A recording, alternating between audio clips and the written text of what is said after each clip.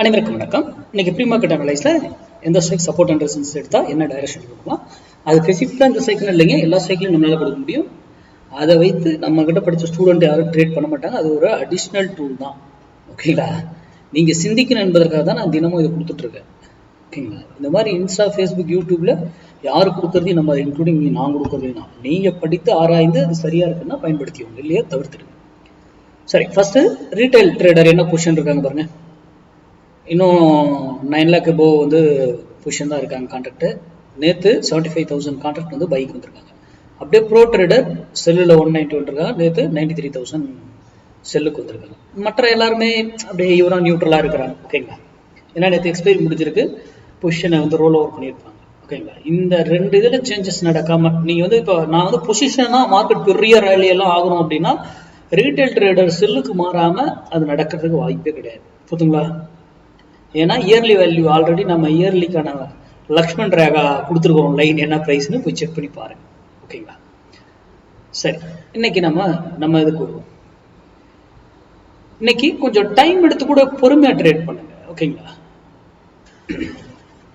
இன்னைக்கு 23,900 கால் 23,900 கால் 222 ரூபா 222 rupees support எடுத்தா மார்க்கெட் அப்சைடு, நிஃப்டி அப்சைடும், 222 rupees ரெசிஸ்டன்ஸ் எடுத்தா மார்க்கெட் நிஃப்டி 50 டவுன் சைடு இருக்கிறதுக்கான வாய்ப்புகள் இருக்கு. அப்போ அங்க வரும்போது டிசைட் பண்ணுங்க. சரி, அந்த பிரைஸ் அங்க வரல, யூடியூப் பாக்குறவங்க என்ன பண்ணலாம், இக்னோர் பண்ணிடுங்க, தவிர்த்துடுங்க. அங்க வந்தா மட்டும் முடிவிடுங்க. அங்க வரும்போது எடுத்தீங்கன்னா தான் உங்களுக்கு ரிட்டர்ன் பெருசாக நல்லா கிடைக்கும்.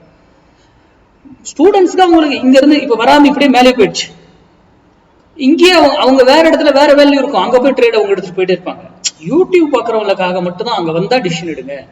நாம வந்து ஒரு பேட்டர்ன் பாக்குறதுல, பிரைஸ் ஆக்ஷன் பாக்குறதுல, ஓப்பன் அட்ரஸ் பாக்குறதுல, லைவ் நியூஸ் என்னன்னு கவனிக்கிறதுல எதுவுமே தேவையில்லை. பங்குச்சந்தை அது மேக்ஸ் சார்ந்து இயங்கும்.